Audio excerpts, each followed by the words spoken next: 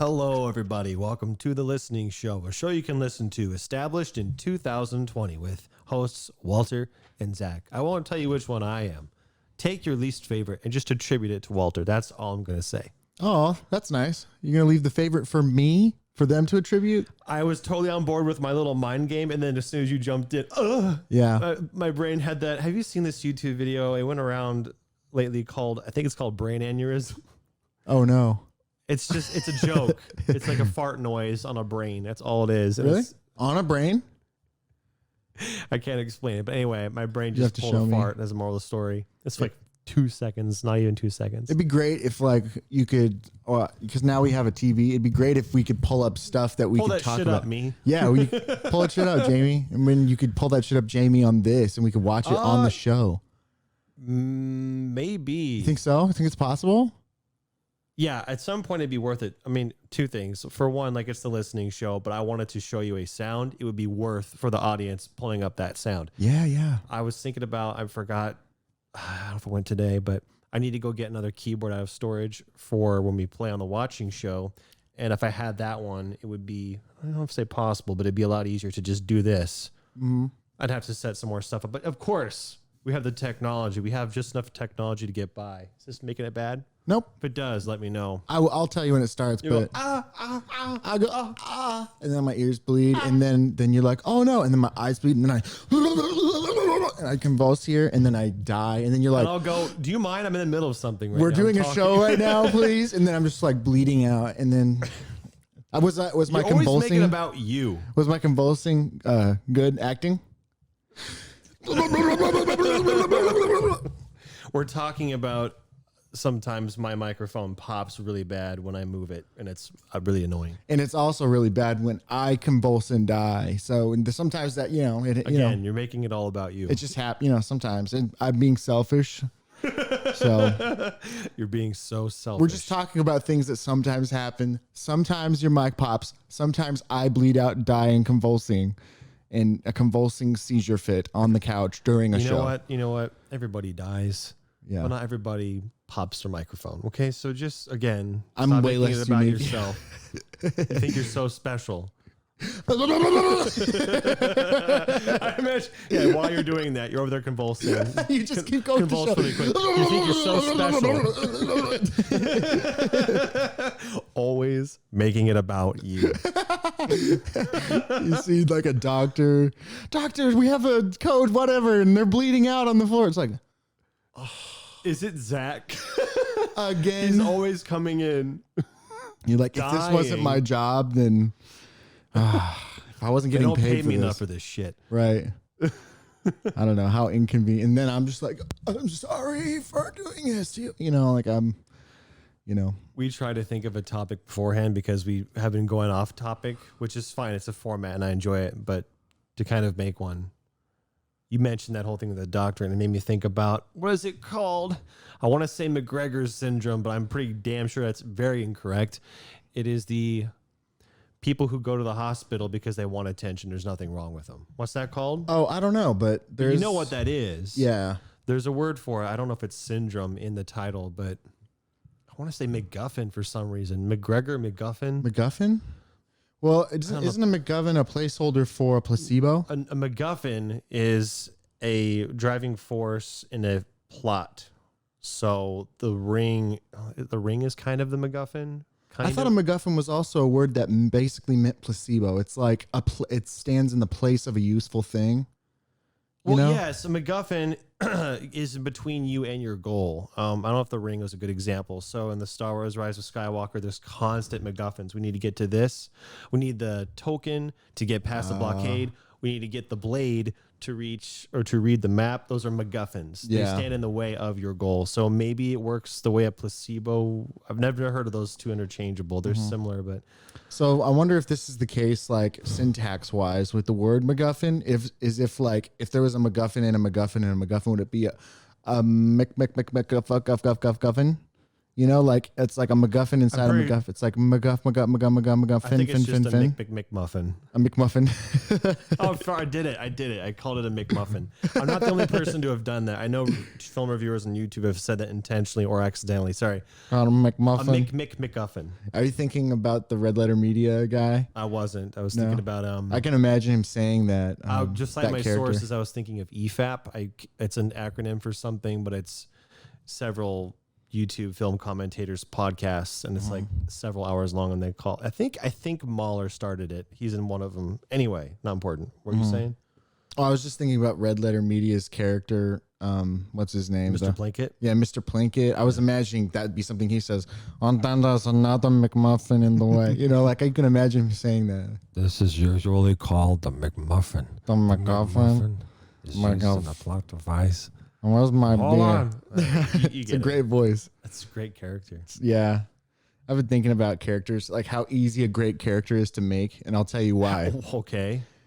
Well, how much easier than you'd think it is to make a great character. Okay, And that's here's the way I'm gonna explain it. I recently discovered a show. It's called Critical Role, and it's a Dungeons and Dragons show where voice actors play Dungeons and Dragons together, and they do it very long form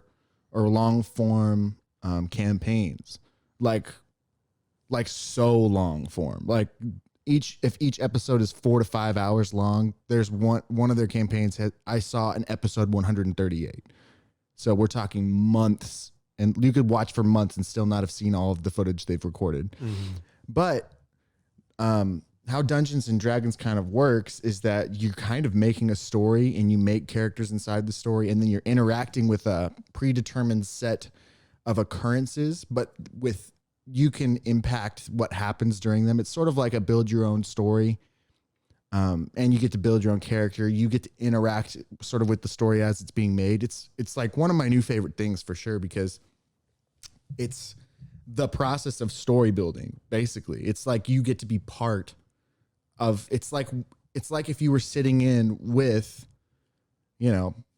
what's her name?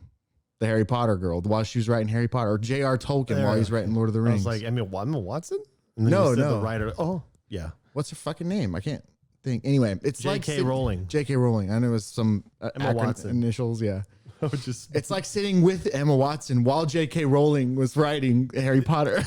yeah, kind of. No, it's like watching the world get built with the writers. It's just so cool. Anyway, and kind of why I was thinking it's easy to make it, or easier than you might think to make a good character, is all you really do is you have to find a couple restrictions, and then you kind of, I've said before, John Mayer has this saying where it's like, I tried to write a song about the universe, and it was impossible because the universe was too big. But I found that when I wrote songs about a teacup, I discovered the universe inside the teacup. And so those end up being his best songs, because he has a huge restriction on what he's going to write about. Anyway, this is sort of goes back to the other conversation we had about conservatism and how you create boundaries, and it provides freedom, or, things like that. Anyway, the specific character example I was thinking of is there's one of the guy's characters, Bertrand is the character's name on this newest campaign that they're doing. Spoiler alert, but he's like this kind of boisterous big fella with a large voice, and everything he says is very charismatic, and he's a little bit oafy. And so like there are scenes when they're trying to sneak around, and he's like, one of the gals is communicating with Bertrand in her mind, so that she's sending him messages like, you have to stay out of sight and give me updates. And he's, I got it. And he's talking with his head to her, and I'm sneaking around the corner. No, you don't have to give me updates every 5 seconds walking up the stairs. He's like doing this great bit where he's explaining every little thing. I'm sitting down. And then 5 minutes later, I'm still sitting down, just so you know. He's like letting people know all these things he's doing with his mind. Super funny character, but like, and he has his flaws. Like, he's kind of an oaf and drunkard and stuff. But the fact that it's this, they have these restrictions on him that they make him do all these things, and he just became super beloved. And something happens to him without spoiling it, something happens to him. I'm sad. And then, I guess I revealed what happens, but he dies in the campaign. Now you did. Yeah. I know. He dies in the campaign, and then everyone's like, but he was the best character, and everyone's sad about it. And literally, he was in 3 episodes, and he was gone forever. And so it's like, how could everybody like that character the best in 3 episodes? Just because they had like, it wasn't that hard for that guy to do. Basically, it was just like picking a guy know he's a big oafy guy, and then he just rolled with it and kind of, I don't know. I wonder myself if I was ever to go into story building and writing like I want to do, if that's the strategy I'd have to entail, is just be like, okay, let's create what they look like, what they are, and then give them 1 or 2 general characteristics and then just see where they go, you know? I don't know, but I know the game of Dungeons and Dragons, isn't that everyone's thing, is to roll with it because they're rolling dice? Yeah. Okay. Yeah, it is. Uh-huh. It's good that you have a show you can binge. I'm working on Red Letter Media still, which is worth doing. Anything to say about what I said?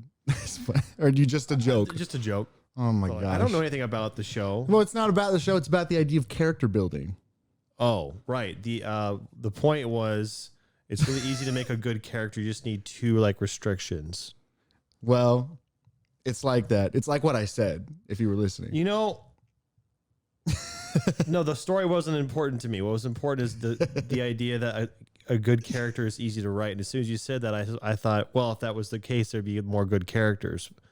But maybe both things are true. Maybe it really is easy to make a good character, and yet we have so many dumb characters in shows and stuff, which always baffles me when, I don't know, studios, companies make these films or characters that are just bad. Like, why would you make that?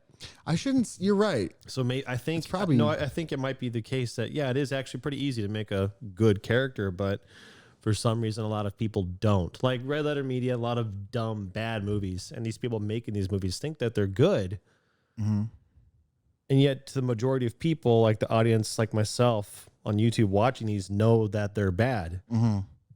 So I think it is true. It is easy to make a good character. Hard to make a great character, but just generally good. That's not hard. Give them flaws, like the restrictions, and give them 1 or 2 likable qualities, and give them a place to go. And that's, I don't know, it's simple, but that's what I was thinking when you said that. Yeah. So it's not that I didn't have anything to say. It just was. I think the other thing is that those people, it does take, I think it actually takes 2 people to do a good character too, in some senses. Like even if it can help. Well, like, for example, with the Bertrand character that I'm thinking of, the reason he played off so well is because his counterpart was so opposite. Like the counterpart, she's very organized. That's the buddy cop. That's the straight man and the comedic relief. Like, and she kind of accents like, because she's all very organized with her thoughts and like, all right, we're just gonna do this, Bertrand. You turn around. He goes, bearing right. And he's like. And that was like the iconic thing he kept saying is bearing right. It's like literally, well, not literally. It's like Kronk and Yzma. It's kind of, except for she's not evil. I know, but I was about to. That's what I realized in my head when I said, "Oh, it's actually kind of." Yeah, kind of. You have the thinker, guy. And then the lovable oaf, which that's well, and they're not exactly the same. But people ended up. I'll quote another part because it was just so silly to me, and this is why I like that show, is because like they get put in these situations and basically kind of anything's possible. And so when you're encountering a situation, you have to be prepared for literally anything. And they've done so many of these campaigns now that they kind of have some idea of the weird stuff that the game master likes to do. And so like, for instance, in this situation, they're tailing somebody who they suspect of crimes. And this guy, the person they're tailing, goes into a bar, and then they follow him. I'm going in, no, stay outside. It's too late. I'm already gone in. And they rolled for initiative and to see how secretive they can get in there and stuff. Anyway, they get inside, and they're right behind you. And the girl turns, it's like, don't look. That he's being silly, and they're doing the whole things. But then eventually they lose the person, and then they're like, all right. So they're talking about, should we go check out the table or should we go try to find them? And they're like, let's check the table out. And as they're walking to the table, the girl, she starts laughing and she goes, oh, what if maybe they turned invisible? Yeah, maybe they're walking around the crowd right now. You know, they're talking about these possibilities. Like, and then the girl goes, "What if we just?" She starts laughing. She goes, "We just swing our arms wildly about." Yeah, wildly I around. walked in on that part when you Did were you? watching it. Yeah. Yeah, so funny. and so she's like, and they're like, yes, we will both do that, and they're both, and you can imagine people there, and then they're talking like, oh, I'm sorry, you know, and they get to the, you know, anyway, nothing happens. It's just the point that like your character's this, put you together, and then put you in this situation. What's gonna happen? And it's almost like a natural things just become. Like if you put. I feel like for that reason, story writing, if I wanted to write a good story, would be easier collaboratively, because then I would say, I'm going to enact, some people can do this in their mind. I'll give those people credit, but I'm going to enact this scene in this person's body and then in this person's body and then just see what happens. And because that seems it's obviously the most natural way to create a realistic scenario. But then in realism is where you get people immersion. I have two things. Well, yeah. One thing mainly to say about that. You said you think characters are better when the two people are involved, or I think you said specifically if two people make a character.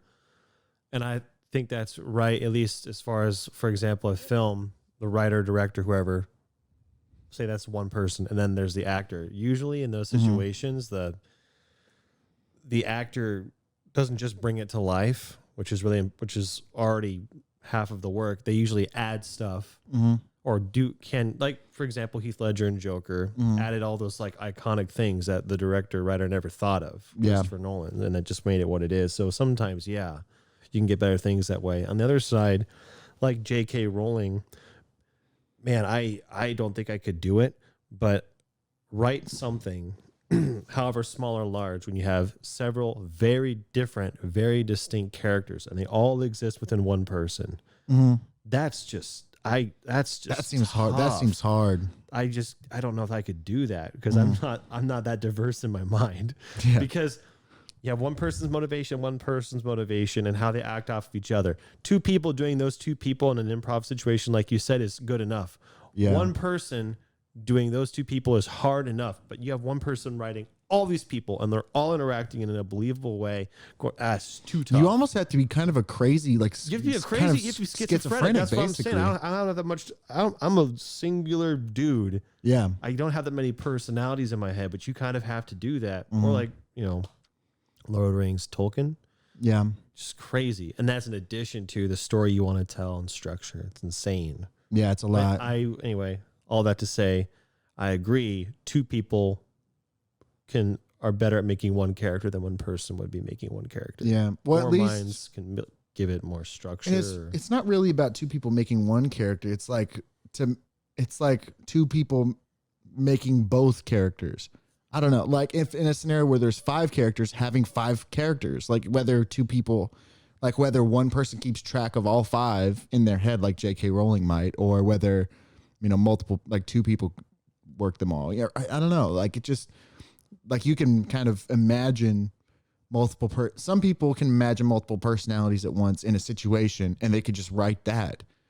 And now my theory is this, it's that the people who are good at it, they put the characters in a room and then they leave it alone. They don't do what they want them to do. They do, what would this character actually do?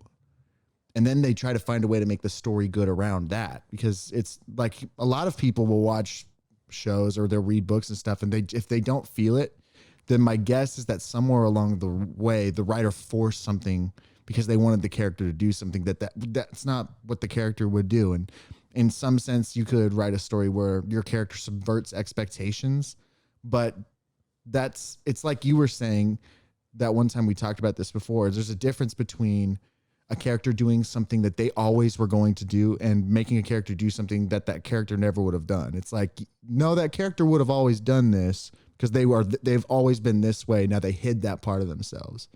That's a better, and you can tell the difference when you're watching a movie.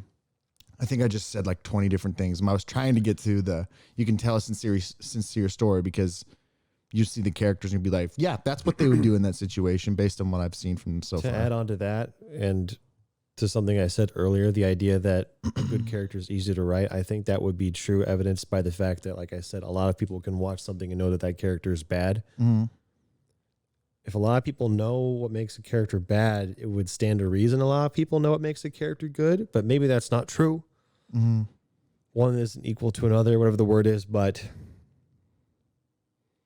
the other thing is that it's in most cases, the people's favorite characters are like super flawed. You know, they are super distinct is maybe more accurate. I think the word maybe it's not easy, but it's a good character is simple or can be simple. Yeah. So in that way, it's easy to make a good character. Hey, this might be fun. Let's try to think of all the best characters from things that we've watched or read Aang. or. Huh? Aang from Avatar: The Last Airbender. You think I was going to say Iroh. Oh well, shoot. I mean, but or Zuko, really. But of course, Zuko. But that's like a complicated high tier character. Yeah. But Aang is a good character. He's simple enough. Yeah. Right. And he's also complicated enough to be rewarding. For example, when he kind of defied expectations in the end of the show by not doing the thing that everyone was expecting to do necessarily. And I'm saying it vaguely so that you have a chance to watch it, everybody, and not be spoiled. It's absolutely worth watching. Yeah. At least 5 times. Avatar: The Last Airbender. But yeah.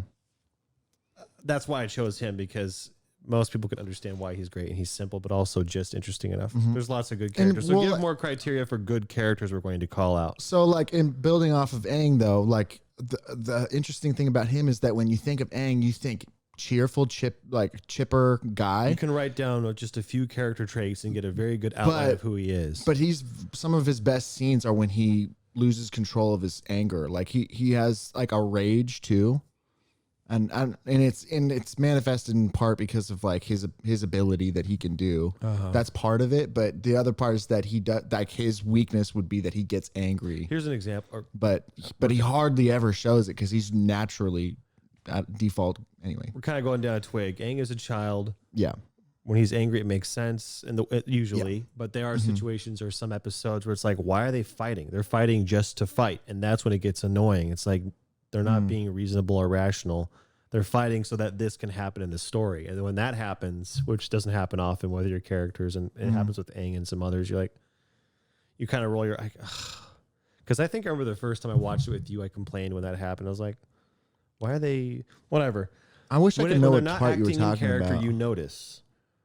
Yeah. And it's bad. I don't remember what you're talking. I don't know the part you're talking about. It's probably one of those filler episodes like,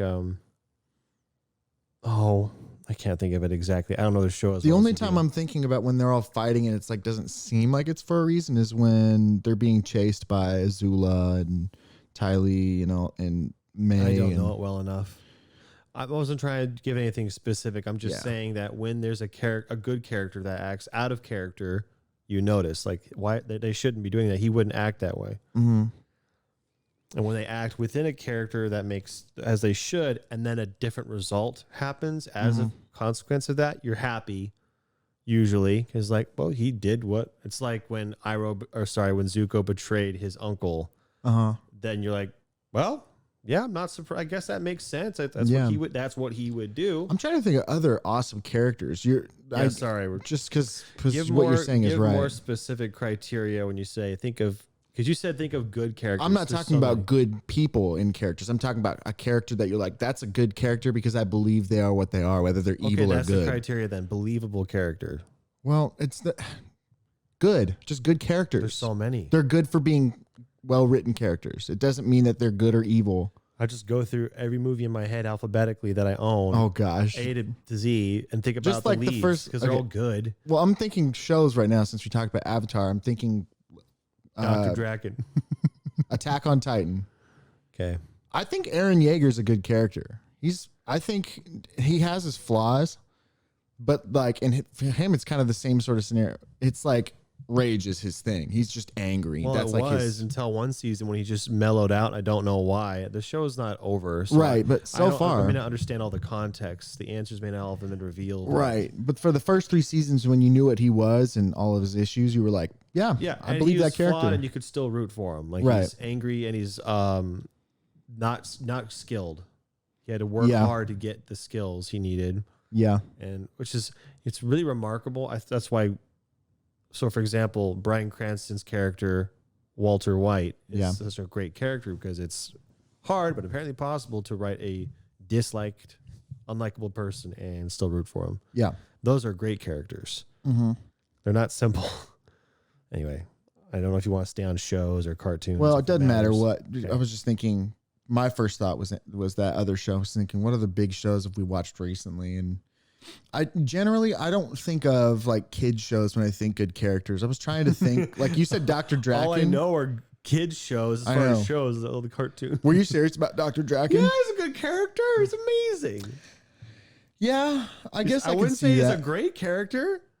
No, I think you're right. I think he's a good character. And how you know is that you know his motivations and they put him in funny scenarios and you can kind of expect, you don't know exactly. He's a little bit unexpected, but that's why.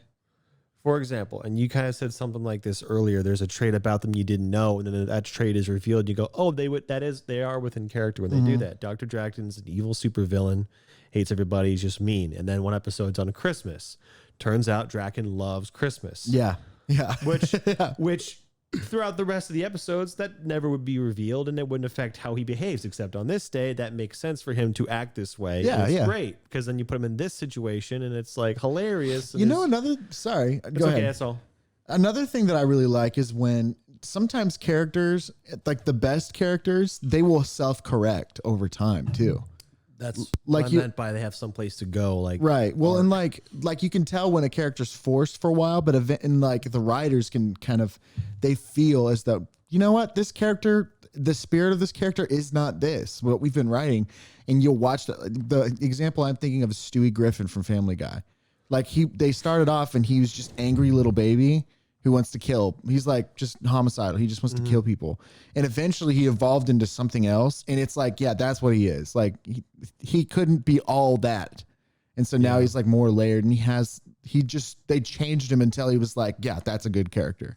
So give him some more dimensions. Right. And now I think he is a good character because he has multiple dimensions and you know, everything he does, you're like, of course the one dimension you saw in the beginning, it was him, or at least it was a part of him. Right. It's just, let me show you some more of what this character is. He was a character and he became a character. Yeah. Which is always great when you can, I don't know if this is related, but you know how I said I want to do world building. I want to think of a bunch of rules and then tell stories in this world. And there are rules, like they are set in stone. There's a Bible, law of physics for how it works. You'll know of a few when you start watching the movies, but there are some that are working all the time that you don't know about until later one of these rules gets revealed and you go, oh, that explains what I saw before a long time ago, and that makes sense now because nothing contradicts it.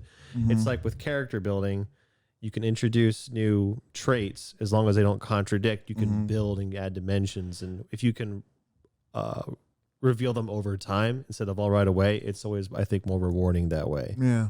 Yeah. That's tricky but fun. Anyway, very fun. It's really hard if you can do that with a character or a story and you haven't written these rules first to begin with. So Stewie is his name. They probably didn't know anything about him other than that he was angry when they made him. Yeah, they thought now you're restricted. Right. You can come up with more traits, but it's going to be harder to do that in a way that makes sense and doesn't contradict the way he's been. And that's hard. Well, and for that show, they do a lot of cool things.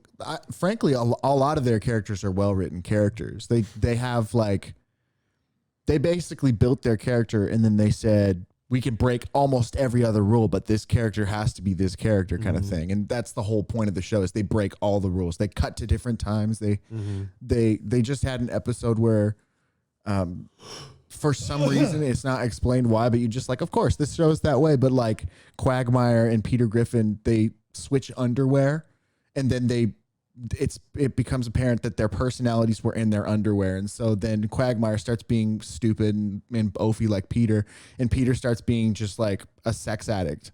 It's very silly. And like the whole episode, like you get like, okay, of course that's a rule in their world because they can break all the rules, you know, and that's why that show's fun. But those characters are good characters because they stand up. You're like, yeah, that character would do that. And it's especially fun to write a character whose rules is they don't have rules.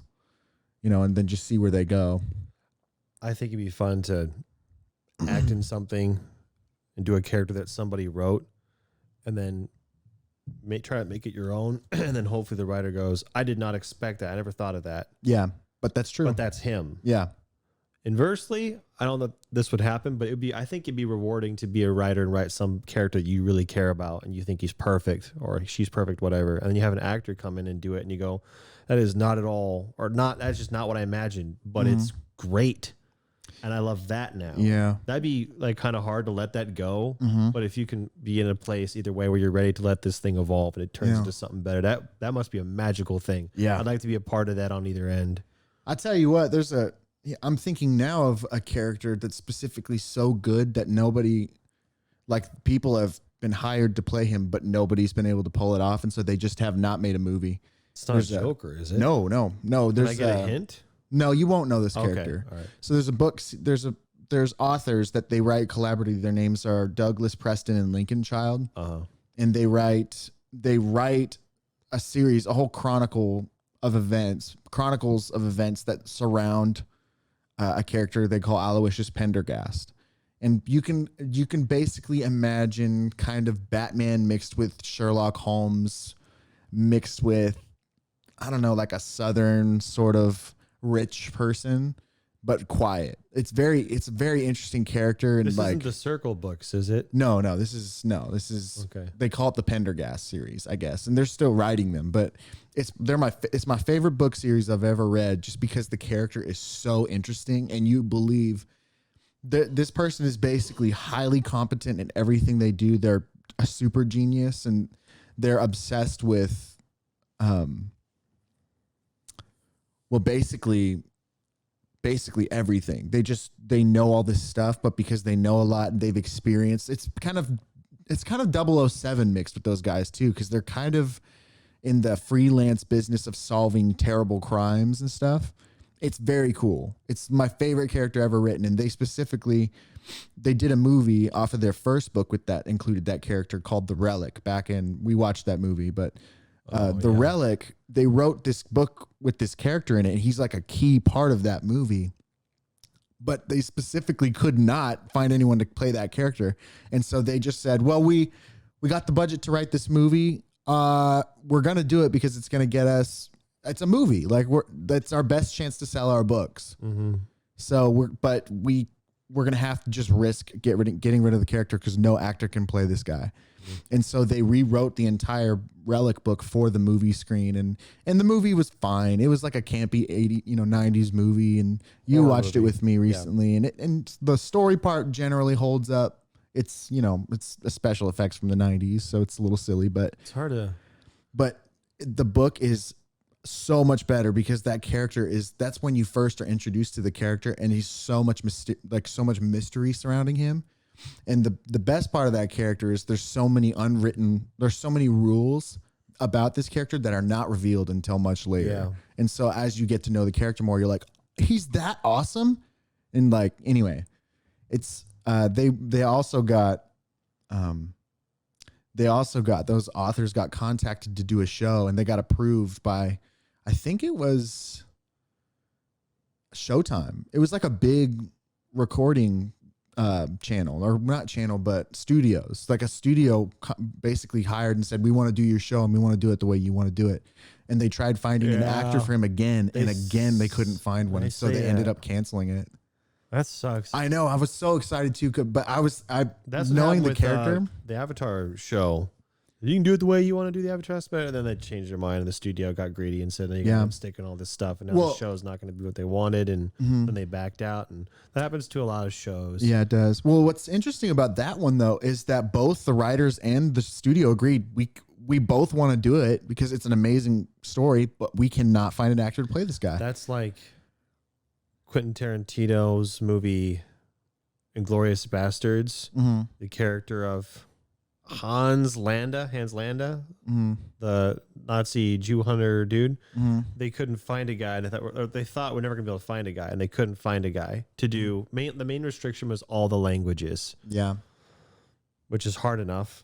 Yeah. But then to have those characteristics, it's a lot to ask in one person. They got lucky. They just found the guy, like, I think on their last audition or something. Crazy story. But like, I remember when I first saw, I was like, where did they find this guy?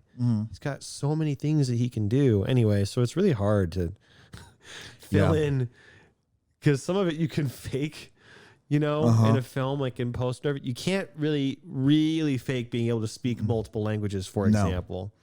So that's one of the when you see a restrictions. performance like that, and you see not just a good performance, but in some ways a rather extraordinary person, it's like, wow. So yeah, I can't imagine how discouraging it'd be to have this awesome characters but we'll never see anyone pull this off. So when you get close, like with Christoph Waltz is his name, it's super awesome. He's awesome. Christoph is great. There's that specifically is one of the things about Pendergast's characters, that he speaks like a lot of languages and he goes all these places and he fits in basically anywhere, but he fits in that he knows how to fit in, but his character actually has albinism. So they have to look a certain way. Like they have to have like white hair and his character that's what his character is. And so everyone was like, well, we could sacrifice the albinism if we could find a guy who can both be like a Southern gentleman who has all the sophistication of that kind of character, but also is like physically athletic enough and mentally like fast enough to actually be believable in a brilliant, like a genius person's, anyway, his like canter or whatever they'd call that, his cadence, candor. Well, yeah, I can't remember the word, but basically his characteristics.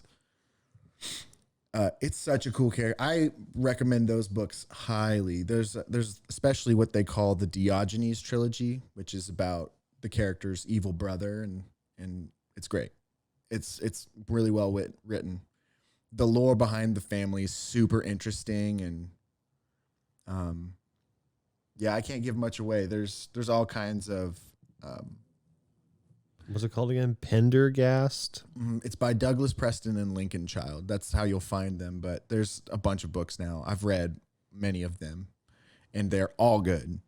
There's some of the. It's definitely like I was a huge fan of the Sherlock Holmes books, and I think they stand up. Like they still hold up. Is what I'm trying to say. They're very good, and the mystery. The whole time you're like, what is the answer to that? And these books capture the spirit of that in a way that I haven't read other books capture, and they're more interesting because I think, frankly, Pendergast is a better character than Sherlock. Like Sherlock is a great character too. Frankly, I mean he's just a good character. But what's awesome about in the instance of Pendergast, why I'm staying on this character is because I think he's one of the best characters written. Is another thing that accents how good of a character he is they put him paired up with this cop a lot. And this cop is sort of your rugged, he's a sergeant now, but he just is sort of pissed off because he hates his job and his ex-wife is always hounding him for stuff. And so you get this like sort of crass New York guy paired up with the Southern gentleman. And this guy's like, I don't know why you're friends with me kind of thing. It's great because Pendergast loves this cop for no reason, but he's all quiet. And he just, why don't you come to me down to this? And then he takes him all to all these crime scenes and all this crazy shit is happening. And meanwhile, this cop's like, why is this guy my friend? Like, it's just interesting. That's the two of them together make a great pairing. Everybody, even though this character, the cop character, kind of sucks, he's just kind of a downer and he's just kind of annoyed and mean and very business oriented. You end up really liking his character just because of how he plays with the great character of Pendergast. It's great. Anyway, what are you thinking? I have nothing to add to that. I've never read the books. I know. I just, sometimes another character accents how good a character could be. It was kind of like that example I was saying earlier of Bertrand and the other gal from Critical Role, and how it's like maybe by themselves they weren't outstanding as a character, but you pair them up with somebody, even if they're not opposites. Like you don't have to have opposites, you just have to have different. And some difference play together perfectly. There's some of that with like your, Sherlock and Watson. There's some of that. They're just different enough that you're like, yeah, that's interesting. But like, they're not so different because they're kind of culturally the same. I think that's why I like the pairing of Pendergast and D'Agusta is his name. He's the cop from the Relic movie that we watched. He plays, that's him. The reason they play well together is because they're so different. The only thing they have in common is they like solving crimes, basically. But one of them is younger and not renowned and refined at all, and the other one is like like knows all this crazy secret stuff about the world, but keeps it to himself, and he's a badass, but would never show it. And anyway, it's super cool. There's a deeper lore. What I like about that book series is that there's a deeper sort of like the universe in that world is the real world, but there's almost like a magic sort of feel to it, because there are some kind of extraordinary things that happen, and then you learn that there's generally they can generally explain it naturally, but it's sort of fringe science. It's not really. Anyway, not unlike the show Fringe, another show with a great character. Have you seen Fringe? Nope. Do you have so the guy who plays Denethor in Lord of the Rings? His name is oh, what's his name? John. I do not know what his name is. Oh, it's gonna come to me. I literally had it like 2 seconds ago. His name, that he plays a character in the show Fringe, which is a show about mystery solvers who solve fringe science mysteries. All this crazy stuff is happening, like people being born and then growing old instantly, or just stuff like that is happening, and they're solving all these crimes, and there's like a malevolence behind them. And there's a character, his name is Dr. John Noble, and he basically is a crazy guy. Mm-hmm. But he's a scientist, and he's always studied fringe science. So he just knows a bunch about all this crazy science stuff, and they basically have to work with him even though he's crazy. John Noble, that's his name. Denethor is from Lord of the Rings, the father who talks like this. Anyway, Boromir. But he plays this crazy old man scientist, and it's very silly. Like he just has quirks. Like, I want a root beer, and he talks about stuff. Oh, my mic gave up. No, your mic became flaccid entirely. This sucks. It got turned off. That pun almost worked. Yeah. Not really. Here, you talk while I fix it elected this. To become unerected. I think I got it. No, I'm out of puns anyway. Yeah, but he plays a character. His name is Dr. Walter Bishop. And yeah, he's great. Of course he is. All the Walter characters are great. Yeah. Walter White, Walter Bishop, Walter Riffic. It's a great character. It's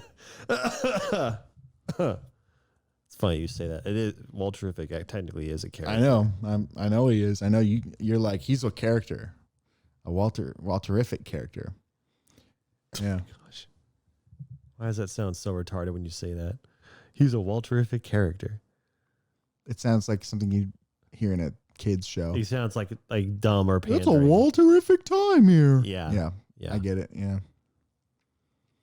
Other great characters. I'm specifically thinking about. I want to think of a character and why he's great, and the reason he's great or good, or is like there's a specific reason that makes him different. His greatness comes from some weird thing. I don't know. Like you said, the character Denethor. That when I saw that actor in that movie, someplace I've seen him, I was like, he has an intensity in his eyes and his speech and everything, and I want to see him do something else. Mm-hmm. He's great at that. Like I may have seen something like that, but that's just stood out to me. So, is there any kind of can be an actor, I guess, but a character where you're like, this character is great and unique is what I'm looking for. I bet you'd like the show Fringe, by the way. You should watch that if you want to see more Denethor. He's awesome in that show. I bet. It's an interest. It's actually, I really like that show. It's in my definitely my top 5 of all time. All the episodes are engaging. Some of that, there's fillers, but they're all interesting and a little disturbing. So it's a good show. I'd have to look at my movie wall to just kind of point and think, this guy. I'll tell you what, we watched one with an awesome character a couple days ago. Before you say that, just, you won't forget. Yeah. We both like this little movie called The Drop, starring Tom Hardy. Oh, yeah. And there's nothing horrendously remarkable about Tom Hardy's character, which I think is why he's great. Yeah. He's literally... His character's understated. His character is an average Joe type of a guy. That is his character. Mm-hmm. He's a nobody, which is great. Yeah, because it is a nobody, but he's got his little quirks a little bit, and just enough to make him stand out or likable. Mm-hmm.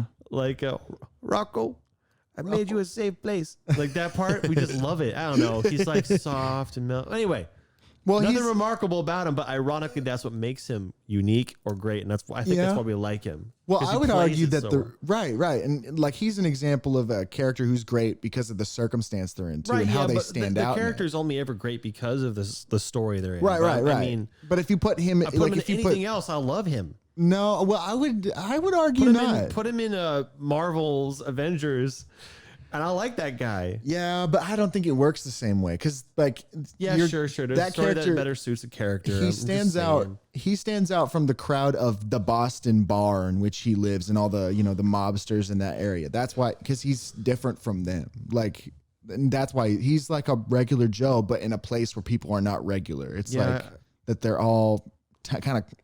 I get it. It elevates him and hardened all that. characters. Yeah. Anyway, go back to the movie. He's also, to be fair to that character, he's not just an average Joe either. Like he is average in his demeanor, but he ends up being cool because of like choices he's made too. But you wouldn't know. It's like a little bit. Oh, that's there's more to his character, right? You find out later. So I think it's not like I don't know that you can make an average Joe be a great character. Whatever. That's just how I described him generally to the people without spoiling it. Well, would you agree or disagree with that? I'm just curious what you think. Because that's my theory. I don't know if you can make an average. Some characters work better in some stories than others, of course. Yeah. But I mean, a great character, you'll like them. You'll be happy to see him anytime. That's all I'm saying. Like if Zuko showed up and Kim Possible, like, how's he going to interact with them? I can't wait. Like I'm not going to be like, you don't belong here. Like I love you. I don't care what you do. Anyway, I don't know if it's important. You're about to talk about what we just recently watched. Oh, I was just making. It was kind of a joke, but we watched the Riddick movies. Well, the first two. There might be four.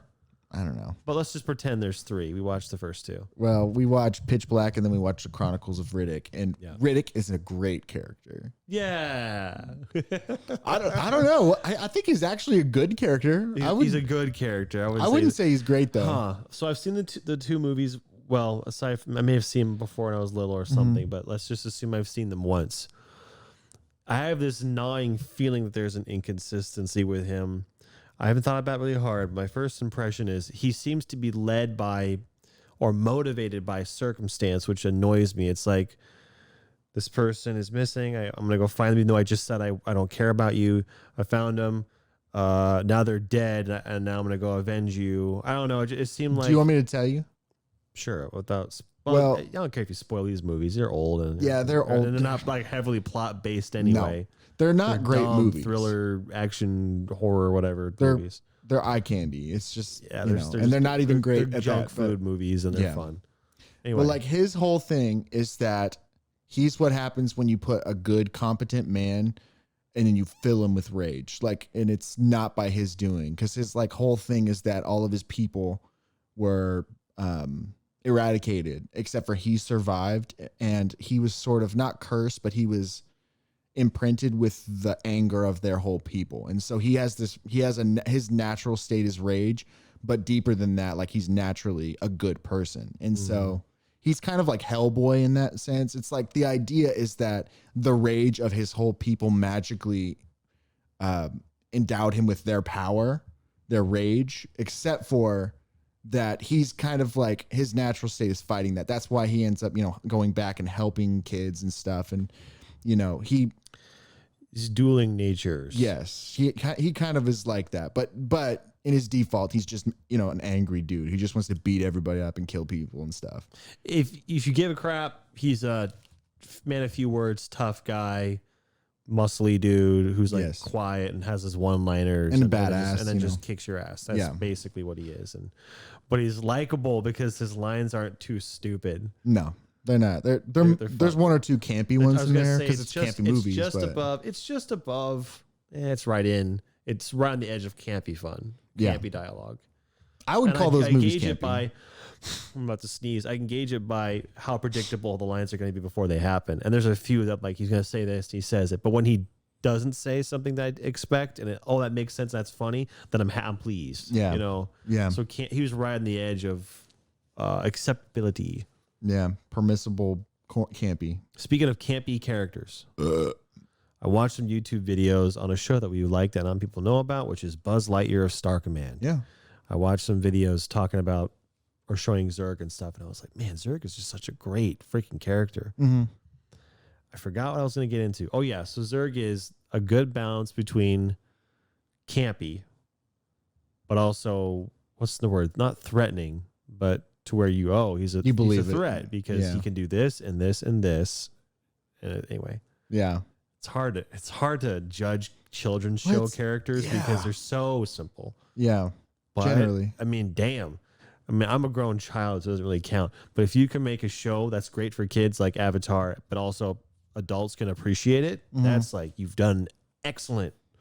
Yeah. You appeal to so many people is really hard. Well, and that is interesting that like it is a child show quirk or a trope. Yeah, trope is a better word. It's a child show trope that the bad guy is like just competent enough to be a threat, but he's mostly a buffoon. Like that's Dr. Draken. Let's laugh at the bad guy. Right. That's Draken. That's Zurg.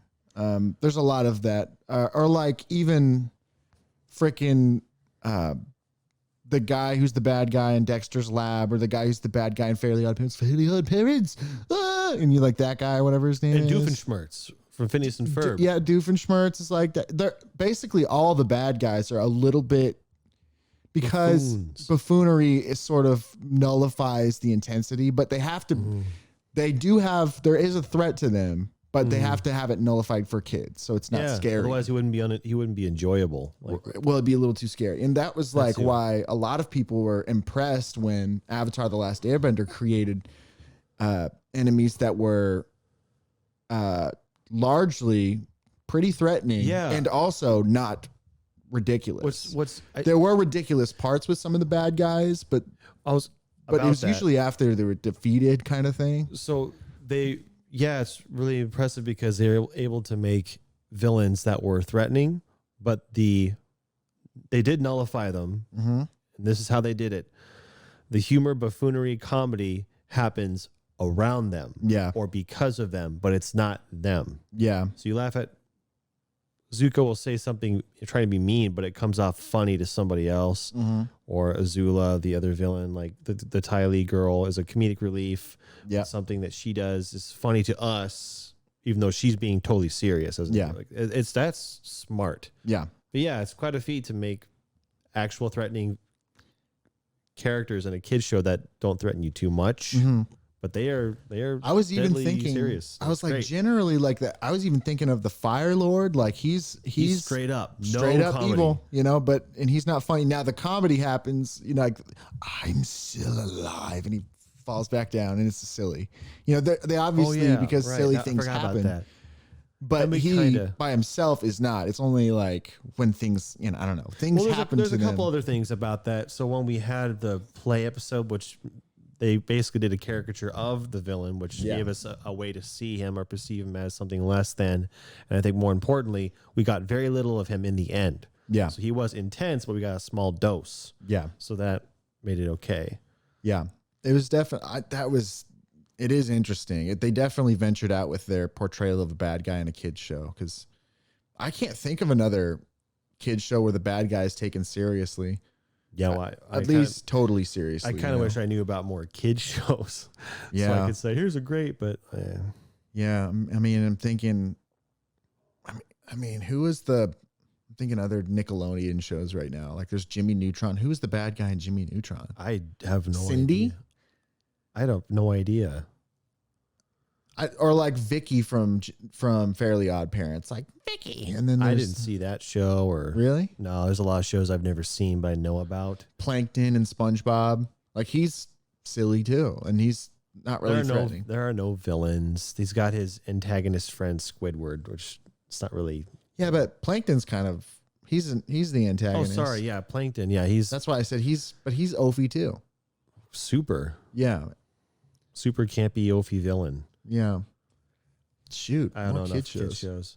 We're probably not going to come up with one that has a better intense villain than Fire Lord Ozai from Avatar. Right. So. Danny Phantom, they had a bunch of, like, Danny Phantom was an interesting kids show too, because they created a new villain basically every week, unless they did repeat villains. But they had a lot of villains in that one because his whole thing was fighting the villains. And so they had to do a job of creating a lot of villains and somehow have them threatening and somehow, you know. And they didn't do a bad job, if I remember right, but most of them, they had some sort of quirk or something dorky about them. Most shows do that. I think it's fun when you come up with a bunch of different foils for your hero. Kim Possible's one we keep thinking of. There were different villains besides Draken. Right. Some of them were great. Some of them were okay. But they all had their angle. See, I think the thing about Kim Possible was, like, obviously Draken's whole thing is he's kind of oafy, but there's just enough to be like, oh, he could be a threat though. And mostly it's because of Shigo, frankly. But I remember watching the movie, the Kim Possible movie, when he's actually kind of a threat.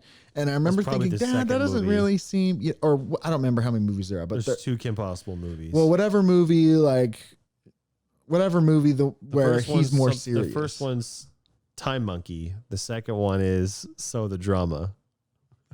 Oh gosh. Whatever one where get happy just thinking about him. Well, the one where they take over Bueno Nacho or whatever. The second one, So the Drama. Yeah. So the Drama. Okay, so that one is like, oh, he gets really close to his goal, kind of thing. Like he's successful, and like, oh, the stakes are high because he's actually doing this. And I remember watching that one, and in parts being like, that doesn't seem like him anymore because it's too threatening. Now, of course, they save it by the end.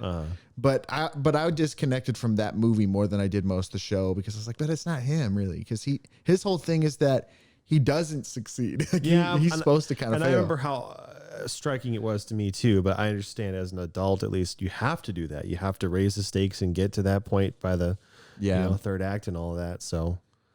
Yeah, it does seem strange. It's like a different Draken than the show Draken, though. It's in that way it feels like out of character. It's a different character, but I understand for a movie, you kind of. Otherwise, you can have a long show episode, which doesn't work like a movie does. Whatever. Yeah, it's sort of like the whole Steppenwolf and whatever his name is. Man, I hate that. I hate it's just like in movies or games when you have the mini boss who takes the place of the boss the whole time. Yeah. So the whole time you're dealing with the mini boss, whatever, you don't give a fuck about him because you know he's just in the way of the real problem. Right. And so he feels like a waste of time, and you can never see him as a threat. He's just annoying in any story he's in. Right. That'd be a fun MacGuffin. Exercise. Yeah. He's a MacGuffin kind of. He's a McMuffin. Steppenwolf. Can you think of a mini boss? What's what I'm going to call it? That's a good word for it. In any... that's kind of how Ultron was too. Boss.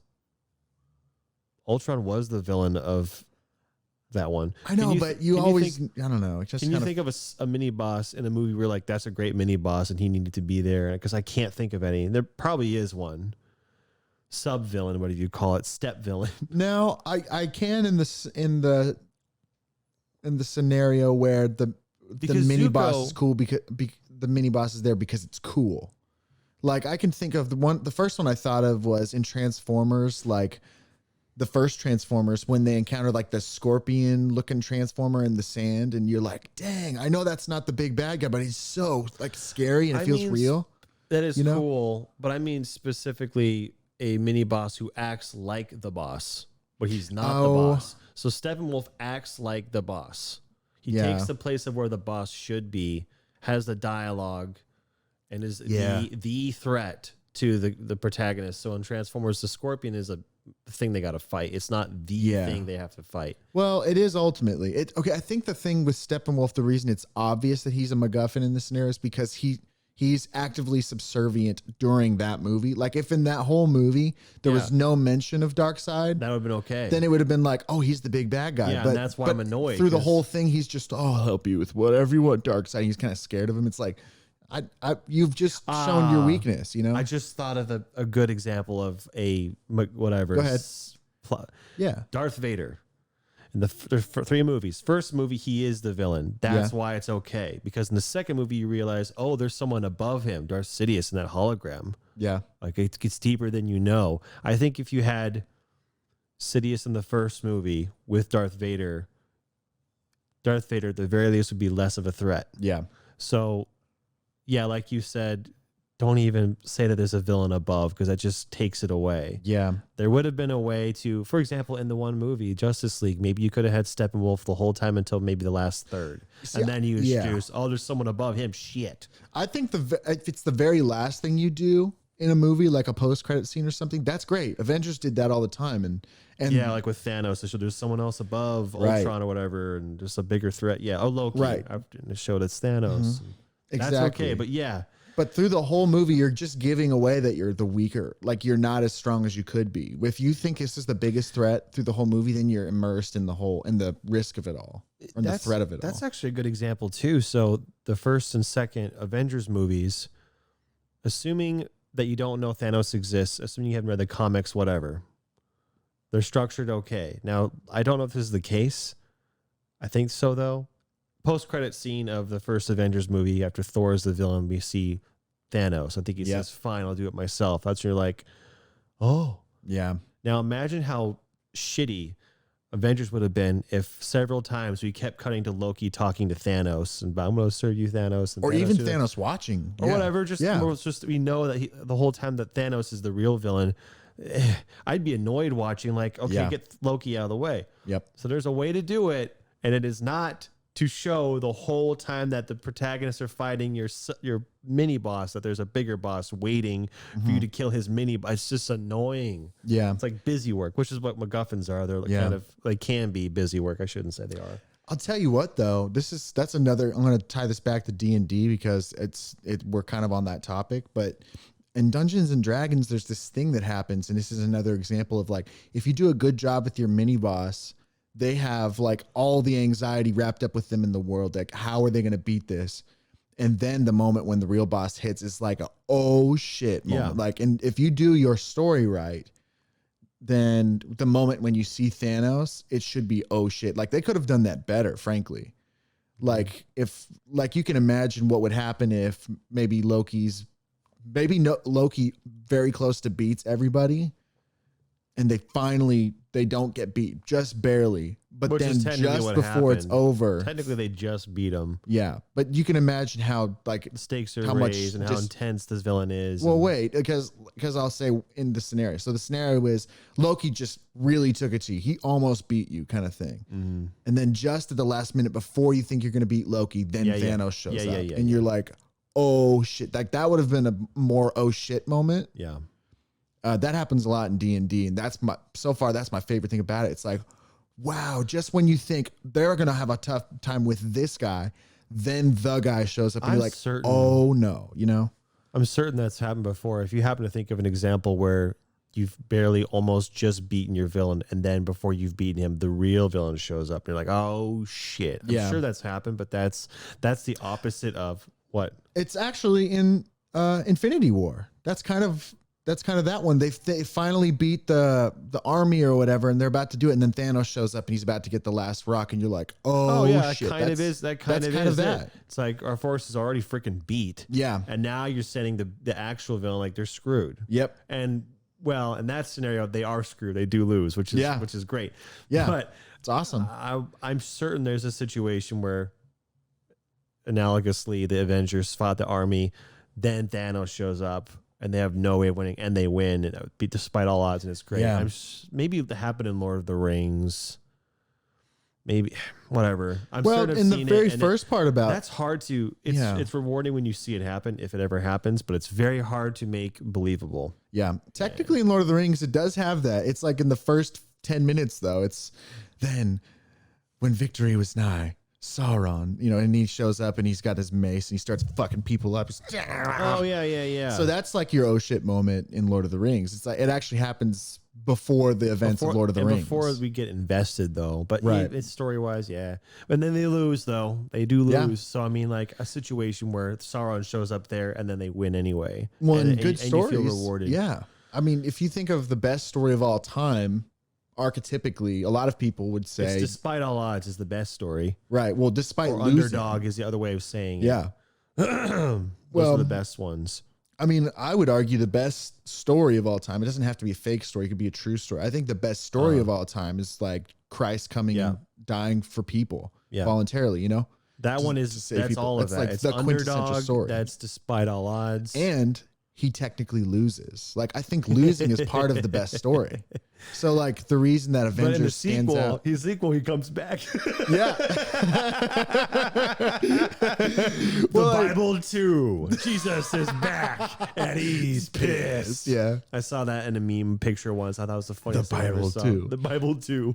Just that made me laugh on his face. Anyway, I think that's why Avengers is so outstanding in people's minds, because for all intents and purposes, you lost. Yeah. You know, Star Wars was kind of that way too. Yeah. Like Luke gets captured and then the Death Star's blowing stuff up. End of the second one, Empire Strikes Back, whatever. So yeah. Yeah. Which is why people called Infinity War the Empire Strikes Back of Marvel, because they lose. And yeah. And I mean, that Marvel did a really good job with that. That was how you all do things that. considered, mainly because you have so many characters to juggle. But I want to get into that. Yeah, I think that the best stories you have to lose. Like in life, the best stories you have to lose. Hey, you want to hear something really cool? My therapist said once that I remember, just stuck in my head. Like I'm gonna remember that forever. Yeah, I don't think he realized how profound it was, at least to me, because he just said it in passing among other things. I was like. He said, I don't want to get it wrong. Yeah. It's 5 words. Not all sacrifices are losses. Yeah. And I was like, that's simple, but also profound. Yeah. Anyway. It's great. It's good. It's good. Someone should make a movie. Yeah. Well, that's how it works. Is quintessentially, there's the archetype of that is the, what is the Greek god who he loses and he cuts off his arm, but he saves the world? Or I can't remember what that is. It's like that's Christ dying on the cross. Right. I just didn't want to say use the same example again. Yeah, you want to use the same story. This is the one good story that has all the good stuff in it. It technically does. So I mean, it's like the best story that there is, really. And all the other best stories emulate that story. Right, yeah. That's why to me it's the best story. J.K. Rowling said that when she wrote Harry Potter, that elements of her story are based on the Christ story. When I heard that, I was like, oh yeah, thinking about this. Yeah, I get it. Harry Potter dying and all that. Yeah. Right. Well, that's a good source material, so I can't get mad. Yep. You know a good story when you hear it. Anyway. Lord of the Rings is kind of like that too. Obviously, it's the idea is that like the Christ character, he carries the burden of sin, and he has to. I mean, in all intents and purposes, you have to destroy that. You have to destroy that in you. A lot of people thought, Frodo needed to throw himself in the fire at the end of that book, because they thought that would be the perfect ending. Because you actually have to, you're tied to what's wrong with you. And I still like that the ring was something he could separate from himself, but it was hard. Like that was the thing about that one that made they made it really hard. They did. He actually failed. Right. And someone intervening is what saved him, his best friend, which is the better part of him in some way. Yep. So if there was a way for him to be separated and win, that was the best way that I could think of. And I don't know if I would have thought of that. But anyway, yeah. Which is what makes it a little bit more rewarding.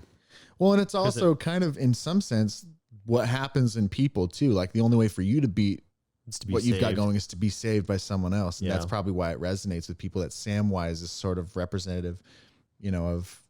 I guess of Christ or of God kind of thing.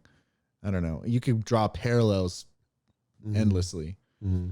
But yeah, I do like the idea, like in Harry Potter, with the fact that he's a Horcrux and that he actually has to die to kill that part of him, and he has to be resurrected somehow. A lot of that. Yep. There's, it's literally the story of Christ bearing all your sins and sacrificing himself on the cross, paying that.